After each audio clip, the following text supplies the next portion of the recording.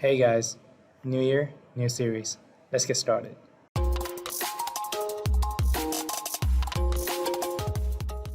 So, my former student asked me, architecture education is outdated or pointless.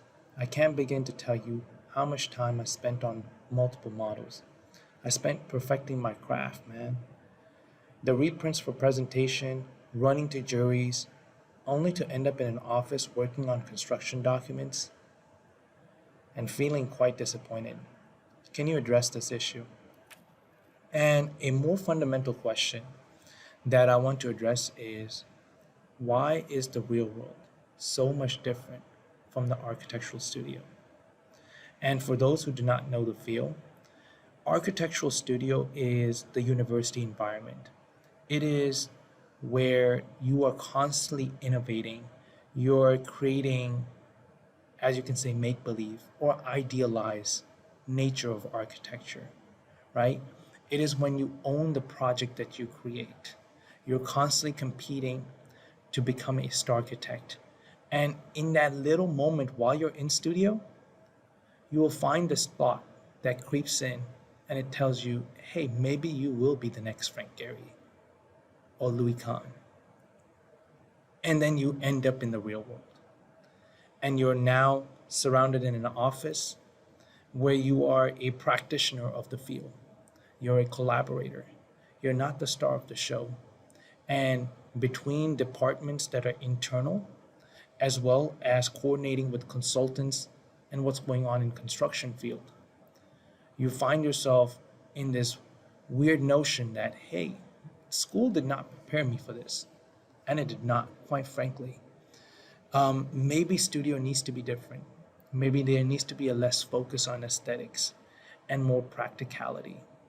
I've thought about this quite a bit, and I wanted to address this. Maybe we need to teach students that not everyone is a star architect. Maybe they collaborate together and find their own niches and roles within each other. And maybe cross collaborate between engineering departments and come together to mimic what is going on in the real world. And if you were to think about it in terms of what architectural studio is actually teaching you, it is preparing you to start your own business. It is preparing you to become what a registered architect would be, which an average architect reaches around age 50. And what you have is the ability to create something for clients. Beautiful architecture, you're able to pretty much draw and conceive ideas, and whatever ideas you get, you're able to have that control. But that is not realized until you have attained that age. And architecture school from the beginning of time have cradled its thoughts in that ideal world where you actually end up having control.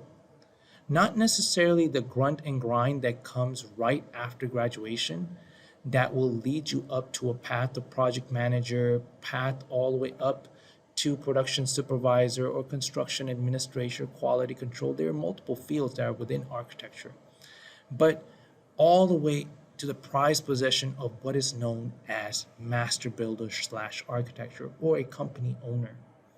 So what I want to say is, maybe I do not have the solution, and I don't.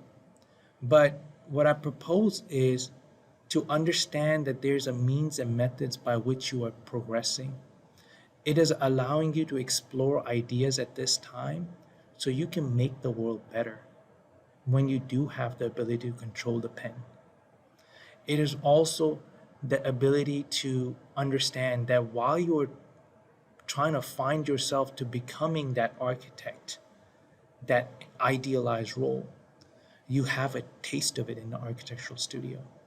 You have tasted what it's like to control creativity. As we say in architecture, if there's a problem, solve it, do something about it. If the building doesn't work, change it, flip it, turn it. Rethink the entry, rethink the concept, the ideas, and once you taste and have a dialogue with a design at that level, you want that in the real world. And hopefully, I have answered this question for him and for my viewers. Thank you, and subscribe for more content. Follow for more content.